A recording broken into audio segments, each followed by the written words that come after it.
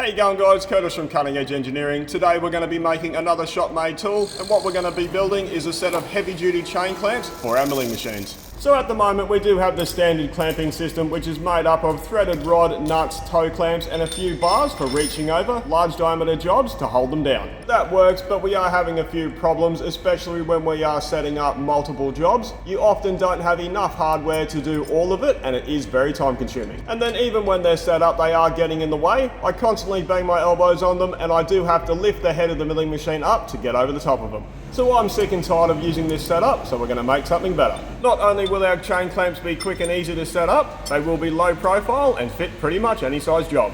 And to use our chain clamps, we need a heavy duty set of V-blocks. We've already done a video on making a set of those for our Bridgeport style milling machine, so if you'd like to check that out, there'll be a link in the description below. And I've already gone ahead and got them made, so now we can get straight on to making the clamps.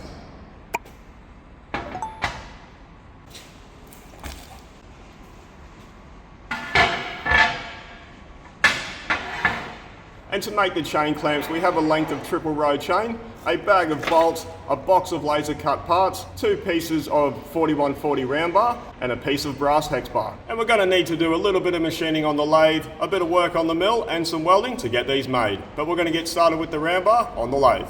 With this material, we're going to be making the spacer pins. There are 8 of them, and what we're going to get started with is parting them to length.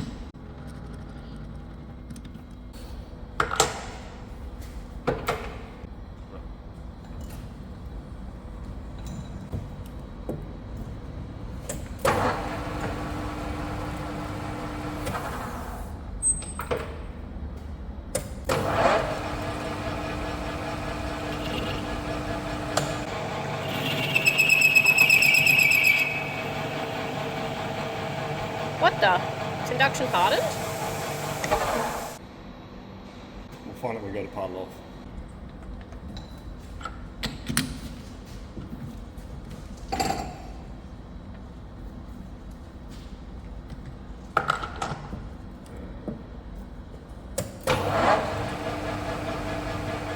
And we need these to be 65mm long, so I'm going to touch off, zero out the digital readout and move across 69mm, which takes into account the 4mm parting insert.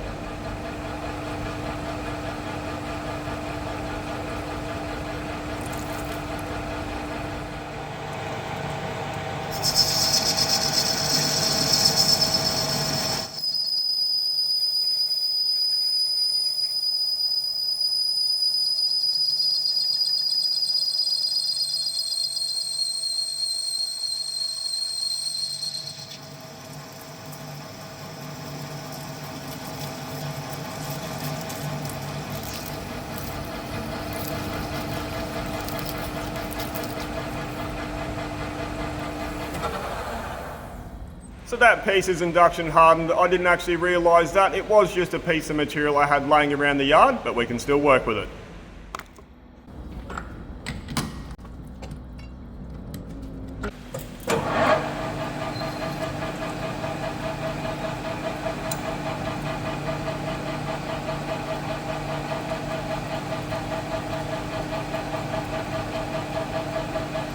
Because this is induction hardened material, I am going to feed in by hand very carefully, and once I get through that induction layer, I can engage the auto feed.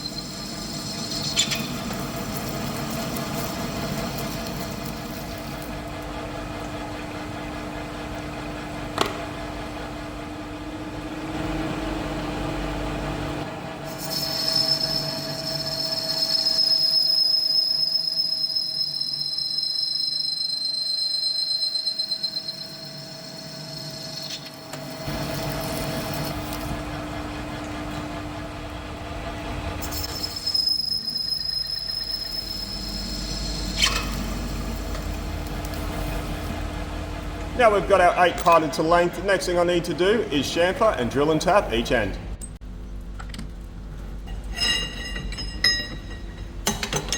That was an awful sound.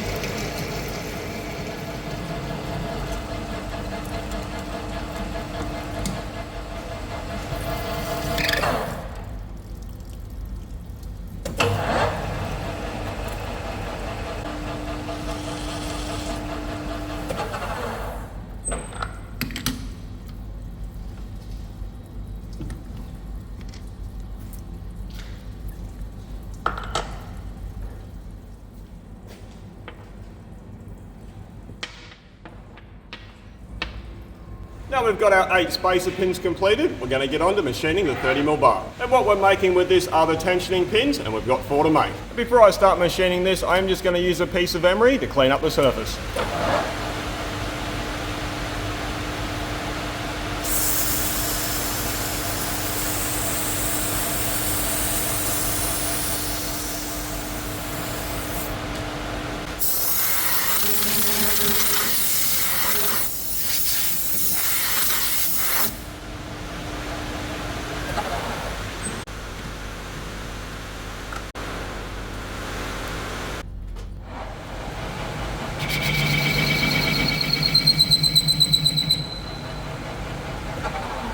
I don't know.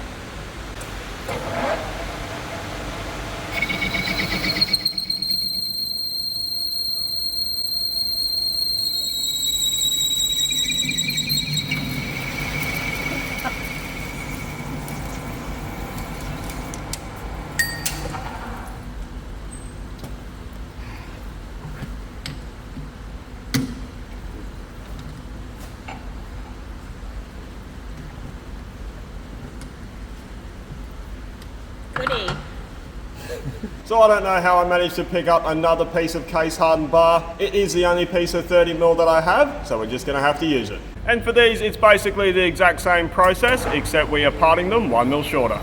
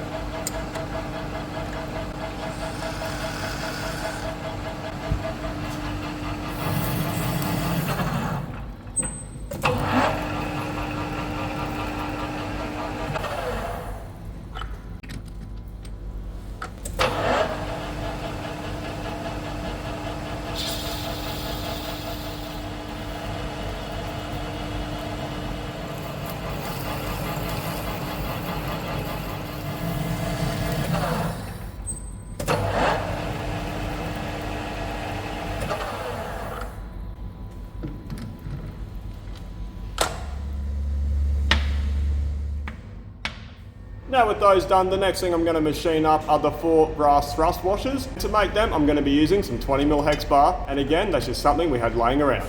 So for this, we're going to start by machining down the OD to 20mm.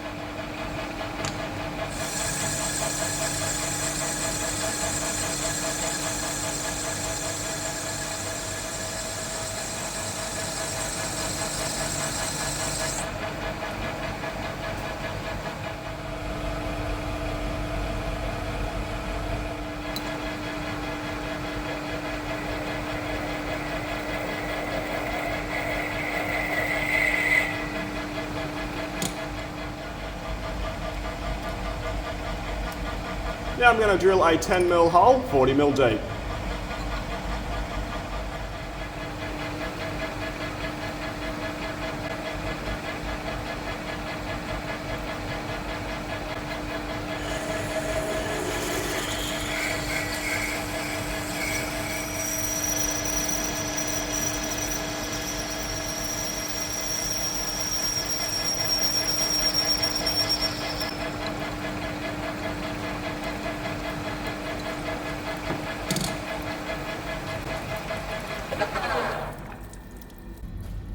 Now we need to part them to length. They need to be 4mm wide. I'm just going to go in a little bit and then use a file to remove those sharp edges before I part them off all the way.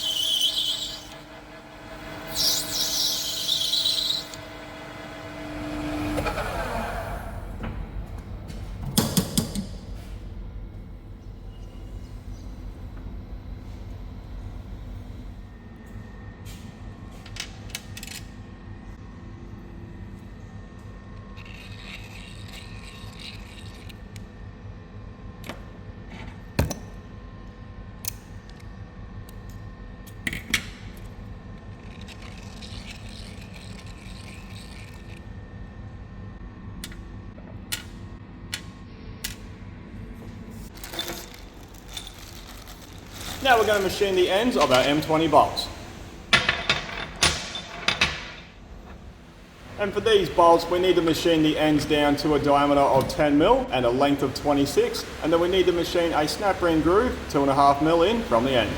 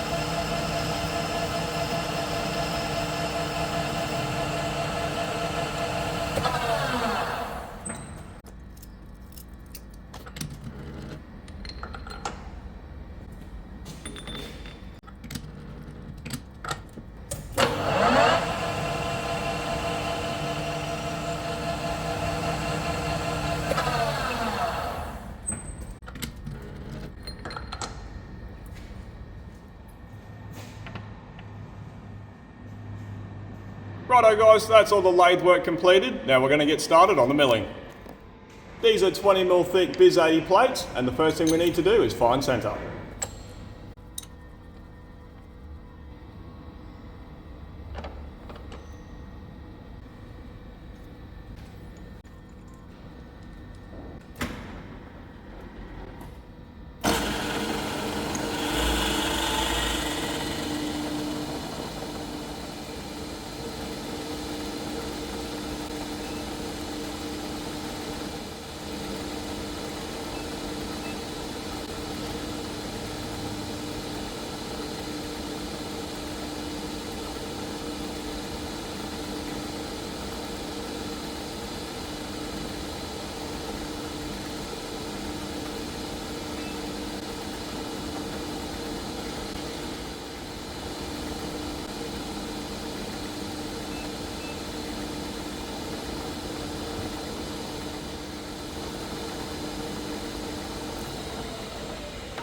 And now we've found centre, I'm going to use a 17.5mm cruz drill and drill a hole all the way through.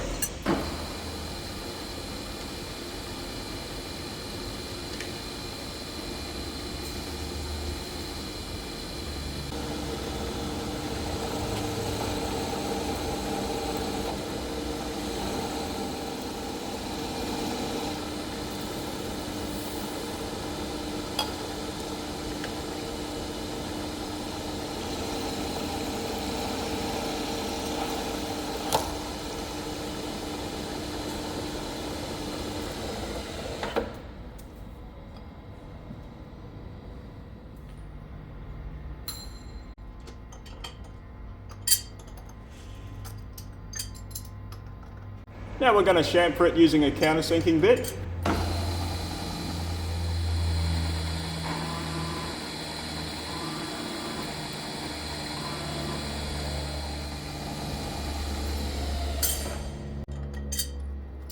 Now we're going to tap it using an M20 by 2.5mm gun tap.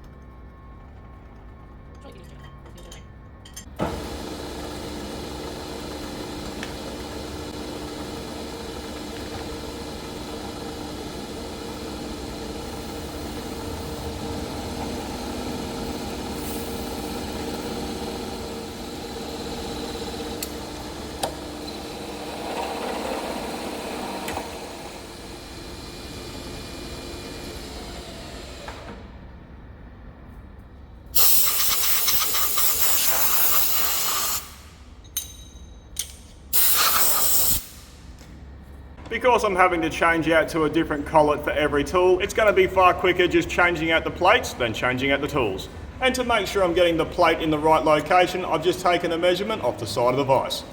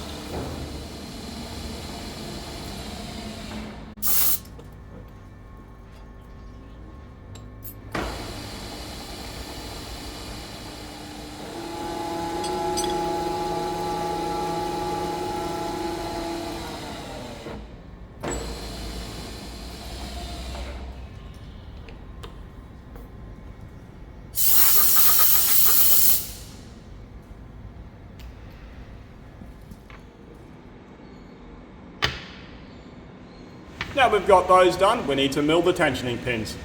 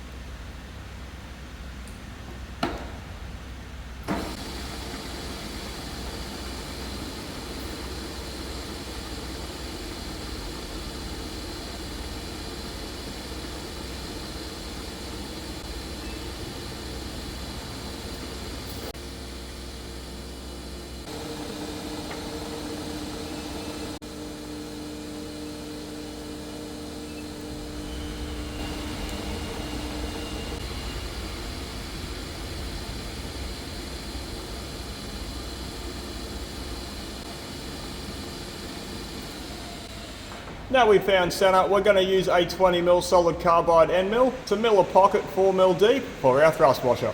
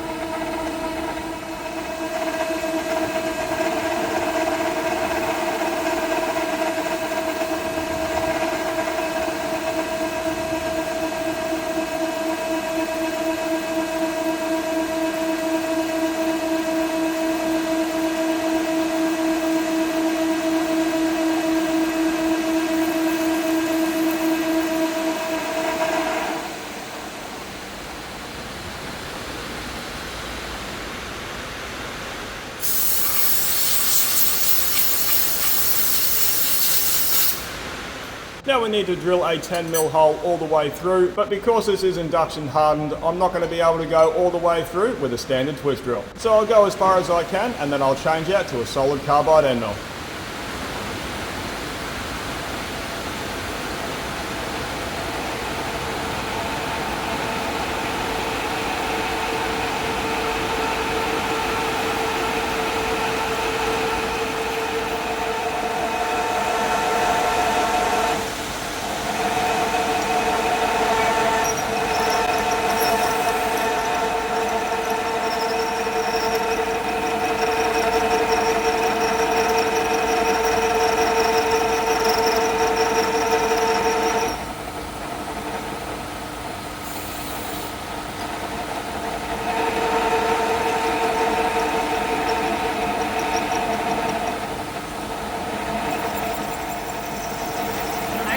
No good.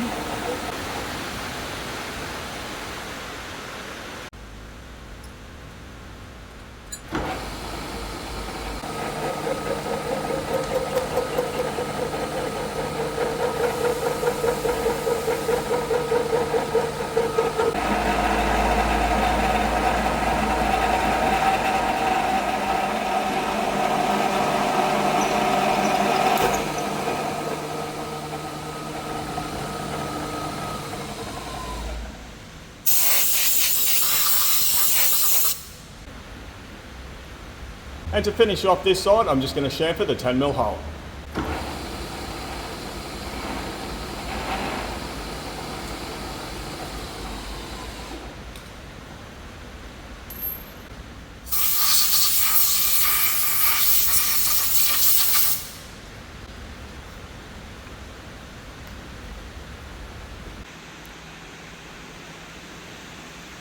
Before I do the other side, I'm going to get the other three up to the same stage.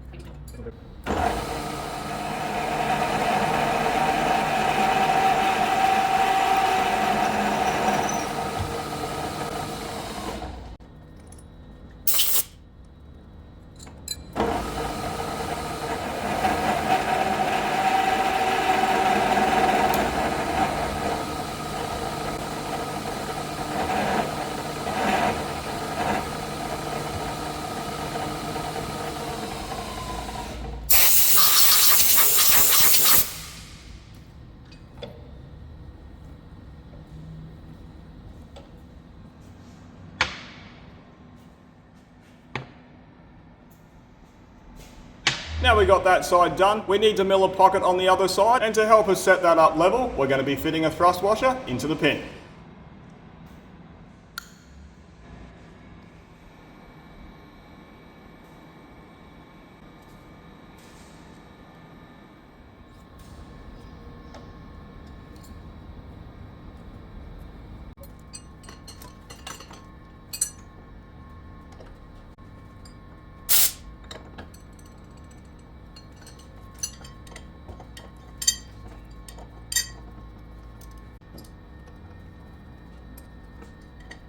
This pocket needs to be 7mm deep, so to make sure they're the same on every one, I'm going to set my quill stop. And to do that, I'm going to touch off on the job, set my quill stop, zero out the digital readout, and then I can advance my table up 7mm.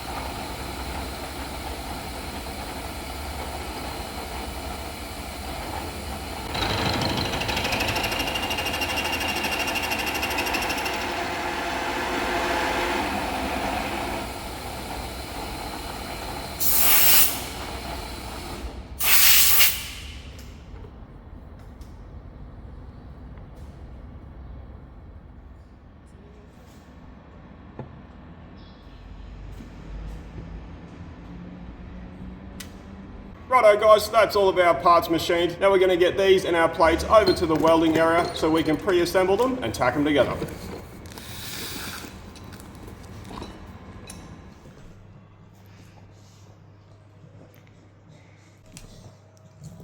What you got?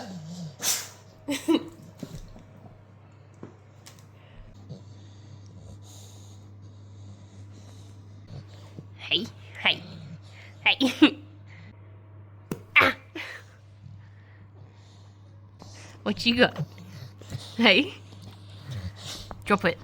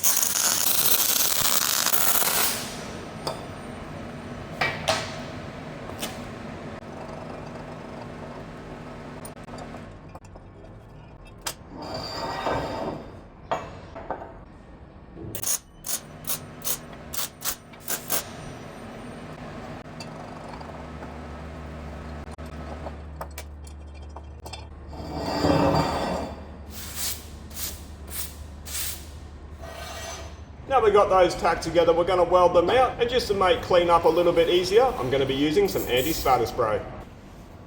And to weld them, I'm using ER70S6 in a 0.9, backed up with Argo Shield Universal. I'm going to run that at 24 volts and 7 meters of wire a minute.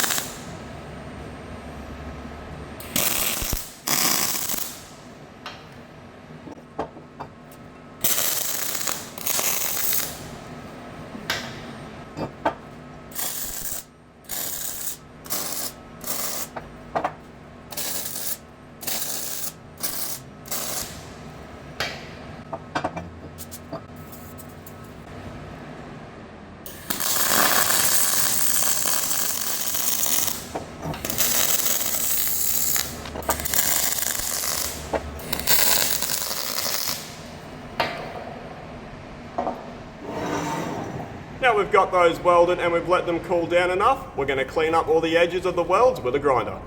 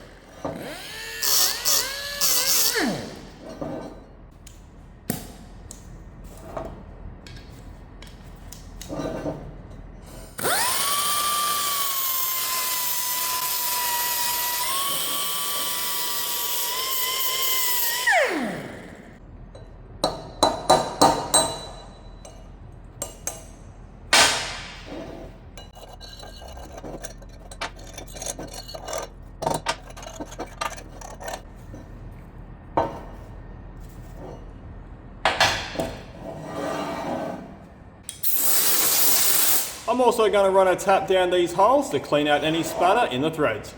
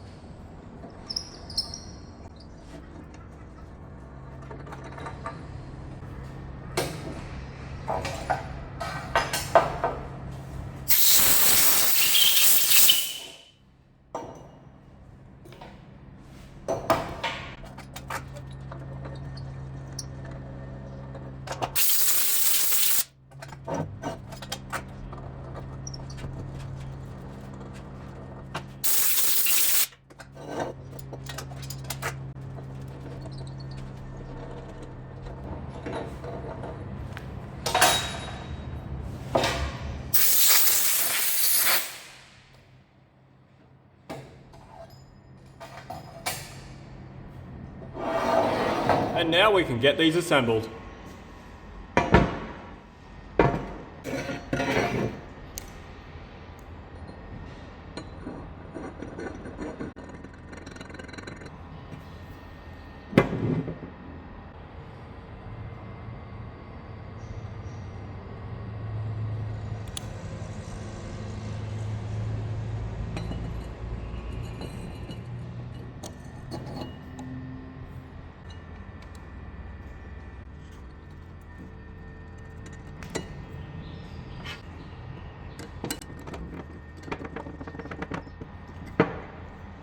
And to retain the adjustment bolt into the tensioning pin, I'm going to be using a circlip.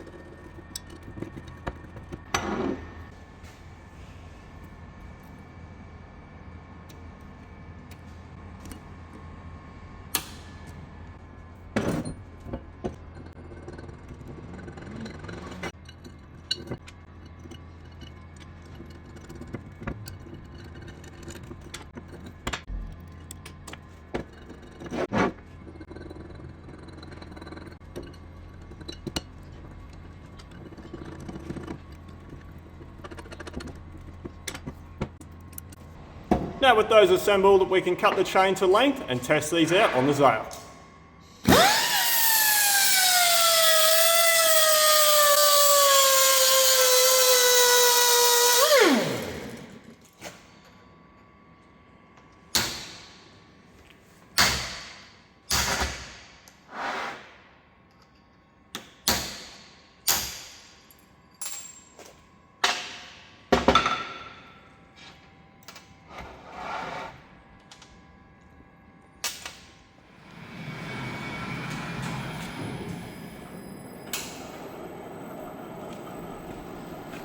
Something we will be doing is sending these out for the nitride treatment. Because I don't want the V-blocks getting scratched or damaged, I'm just going to use some aluminium flashing to protect them.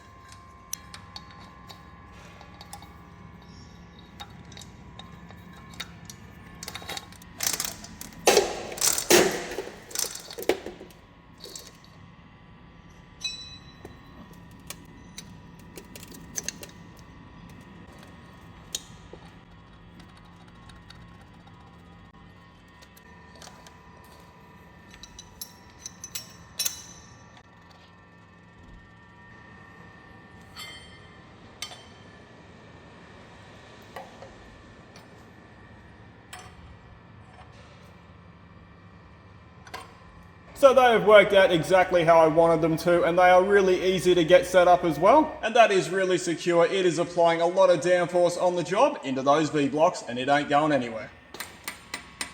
But what I'm really excited about with this setup is, let's say for example this job is now completed and I'm going to set up a bigger barrel. All we need to do is spread out the V-blocks a little bit and lengthen the chain.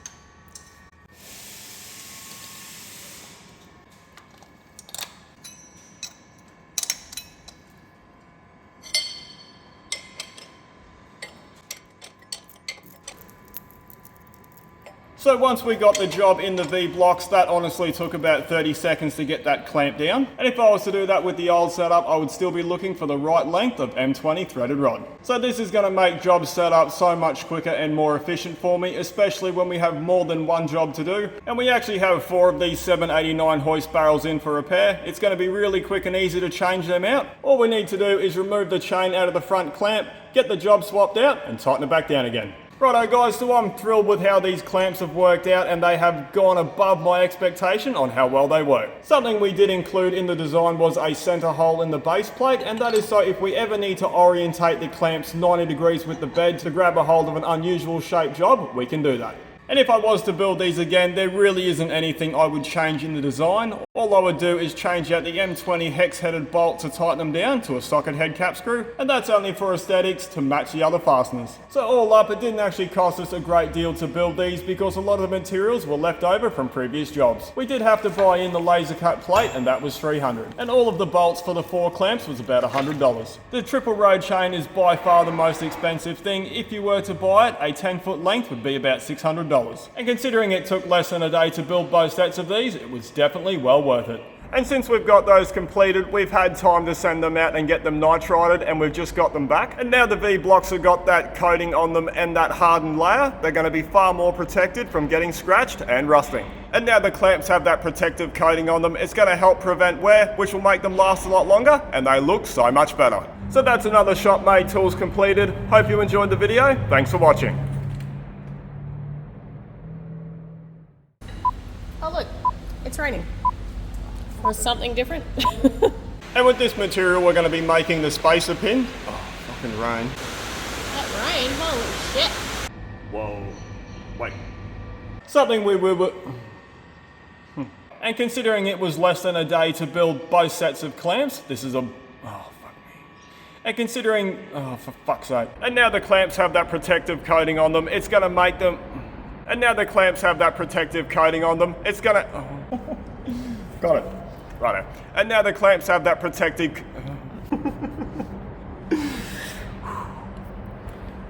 Righto. And now the clamps have that protective coating on them, it's going to... Oh my fucking...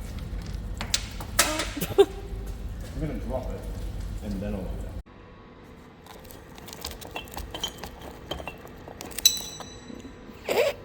Go. Are you right? Yep. Let's grab 2 at a time.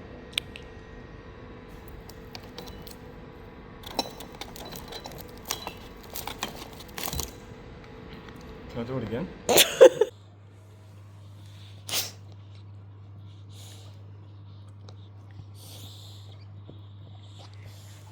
What are you doing?